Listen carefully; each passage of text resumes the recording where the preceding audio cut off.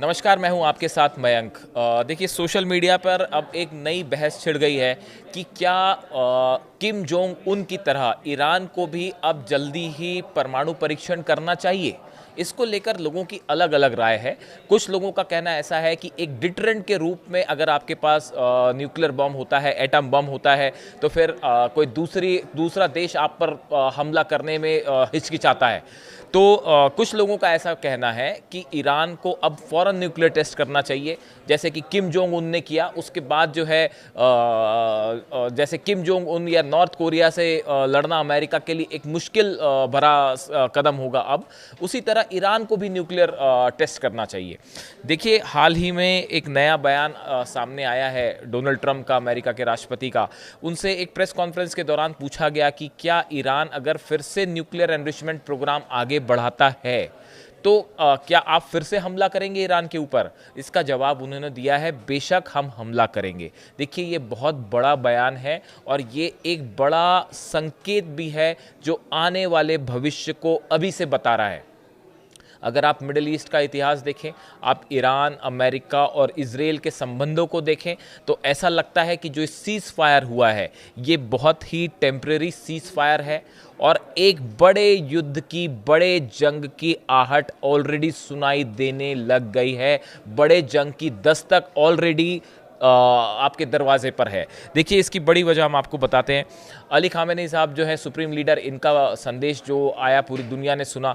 उन्होंने इस बात का साफ संकेत दिया कि ईरान किसी के सामने नहीं झुकेगा और उन्होंने ये भी कहा कि अगर अमेरिका की तरफ से हमले होते हैं तो हमने जिस तरह से कतर में अल उदैद एयर बेस को धमाके से तबाह किया, अमेरिका बेस को तबाह किया, ऐसे ही अमेरिका के कई बेस हैं, उनको निशाना बनाया जा सकता है, उन पर करारा हमला हो सकता है। इसके बाद देखिए, डोनाल्ड ट्रंप का ये कहना कि अगर ईरान फिर से अपना परमाणु कार्यक्रम आगे बढ़ाता है या हमें ये लगता है कि वो फिर से न्यूक्लियर एनरिचमेंट कर रहा है तो हम फिर हमला करेंगे। ईरान की तरफ से ये बात साफ कही गई है। देखिए, ईरान की जो न्यूक्लियर प्रोग्राम के चीफ है, एटॉमिक एनर्जी चीफ है, उनकी तरफ से बयान सामने आ चुका है कि जो नुकसान ईरान को हुआ है उसको रिपेयर करने की कोशिश की जा रही है ताकि जल्द से जल्द प्रोग्राम फिर से शुरू किया जाए। न्यूक्लियर जो एनरिच्ड यूरेनियम है 400 किलो से ज़्यादा, वो कहाँ है इसके बारे में किसी को कुछ नहीं पता। ना अमेरिका को कोई जानकारी है फिलहाल, ना इजराइल को कोई जानकारी है। क्या वो न्यूक्लियर एनरिच्ड यूरेनियम जो है वो क्या अभी फोर्दो और इस्फहान या नतांज प्लांट के नीचे ही है या उसे वहाँ से हटाया जा चुका था। इस पे भी लोगों की अलग अलग राय है। कुछ लोगों का कहना है कि उसे हटाना संभव नहीं था और फोर्दो में ही नीचे है और सुरक्षित है। अब देखिए, ये जो भी स्थिति हो, बट एक बात साफ है कि ये जो एनरिच्ड यूरेनियम है ये ईरान के पास अभी तक है और सुरक्षित है। इससे कुछ एक्सपर्ट्स का कहना ऐसा है कि ज़्यादा टाइम नहीं लगेगा ईरान को फिर से अपना एनरिचमेंट प्रोग्राम शुरू करने में। अगर सेंट्रीफ्यूजेस जो है फोर्दो के, अगर वो ख़त्म नहीं हुए हैं, इस्फहान के ख़त्म नहीं हुए हैं, सेंट्रीफ्यूजेस वो पोर्शन होता है जो एनरिचमेंट का की कंपोनेंट होता है, अगर वो ख़त्म नहीं हुआ है तो ऐसी हालत में बहुत ज़्यादा वक्त नहीं लगेगा फिर से ईरान को अपने परमाणु कार्यक्रम को आगे बढ़ाने में। उसके बाद अब अमेरिका का ये कहना कि अगर हमें ये खुफिया जानकारी मिलती है कि ईरान फिर से उस दिशा में आगे बढ़ रहा है तो हम हमला कर सकते हैं। दूसरी तरफ ईरान की तरफ से अब्बास अराक्ची साहब जो उनके विदेश मंत्री हैं ईरान के, उनकी तरफ से साफ कहा गया है कि अगर अमेरिका किसी भी तरह के न्यूक्लियर टॉक चाहता है तो सबसे पहले उसे सम्मानजनक तरीके से बात करनी होगी। अली खामेनी सुप्रीम लीडर हैं, अली खामेनी साहब सुप्रीम लीडर हैं ईरान के। इनके बारे में आप जब भी कोई बात करें तो पूरे सम्मान के साथ बात करें, ईरान के साथ पूरे सम्मान से बात करें। उसके बाद ही जो है, और दूसरी चीज़ बार बार ईरान ने बात दोहराई है कि जो न्यूक्लियर एनरिचमेंट का अधिकार है वो ईरान कतई नहीं छोड़ेगा। कि ईरान की तरफ से बात साफ कही जा चुकी है कि ईरान किसी भी कीमत में न्यूक्लियर एनरिचमेंट का अधिकार नहीं छोड़ेगा।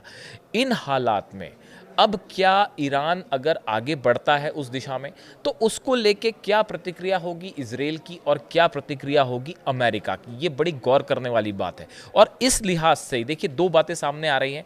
नॉर्थ कोरिया को लेकर भी डोनाल्ड ट्रंप का बयान सामने आया जिसमें उन्होंने कहा है कि नॉर्थ कोरिया के साथ हम कोशिश करेंगे बात करने की, हम कोशिश करेंगे कि उनके साथ परमाणु मामला जो है वो हल हो पाए। यानी अब अगली बात जो है वो किम जोंग उन से शुरू होने वाली है।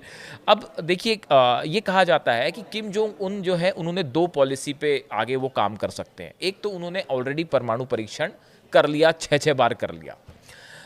ट्रंप ने उनसे 3 बार मुलाकात की थी अपने पिछले टर्म में, और बताया जाता है कि पेपर्स भी इधर उधर आदान प्रदान हुए। लेकिन जब अमेरिका ने किम जोंग उन से कहा कि भाई आप अपना परमाणु बम छोड़ दीजिए, परमाणु कार्यक्रम रोक दीजिए, तो बात रुक गई और किम ने मना कर दिया इससे।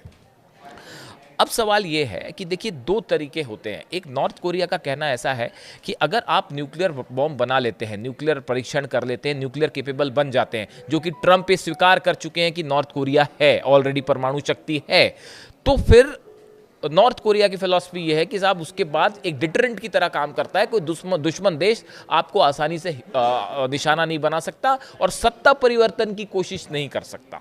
और दूसरा तरीका ये है कि किम जोंग उन जो चाहें, हो सकता है आगे कि अमेरिका से किसी तरह की बातचीत शुरू हो, लेकिन वहां भी स्थिति बिल्कुल वैसे ही है जैसे ईरान वाली है। और किम जोंग उन इस बात को लेकर बिल्कुल साफ है कि नॉर्थ कोरिया अपना परमाणु कार्यक्रम कतई नहीं रोकेगा। इसीलिए कुछ एक्सपर्ट्स इस तरह से बात कर रहे हैं कि क्या वक्त आ चुका है कि ईरान को भी अब जो है वो परमाणु परीक्षण करना चाहिए, और क्या परमाणु परीक्षण करने के बाद वो एक डिटरेंट साबित होगा, जिसके बाद जो है अमेरिका या इजराइल उसे वैसे निशाना नहीं बना पाएगा जैसे इस बार बनाने की कोशिश हुई। ईरान की तरफ से साफ है कि हम अपना परमाणु कार्यक्रम आगे जारी रखेंगे। इन हालात में सोशल मीडिया पे 2 तरह की राय हैं। एक, ईरान जो कह रहे हैं कि परमाणु परीक्षण करे, कुछ का कहना है कि अमेरिका के साथ बात करनी चाहिए। वो आगे पता चलेगा कुछ दिनों में कि ईरान किस दिशा में आगे बढ़ता है। लेकिन फिलहाल एक बात ये भी कही जा रही है, जैसा हमने शुरू की थी इस बात को, कि ये सीज फायर कितने दिन तक टिकेगा, और क्या ये ऑलरेडी, देखिए जिस तरह से ईरान के परमाणु प्लांट्स को ज़्यादा नुकसान नहीं हुआ है, इस तरह के भी खबरें आई। हो सकता है सेंट्रीफ्यूजेस भी सेफ हो सकता है कि उनका यूरेनियम जो प्रोग्राम है वो भी जल्दी शुरू करने की कोशिश करें। ऐसे में क्या एक बड़ी जंग फिर हो सकती है, और क्या ईरान और इजराइल दोनों इसकी तैयारी में जुट चुके हैं? ये कई सवाल हैं जिनके जवाब आने वाले दिनों में मिल सकते हैं।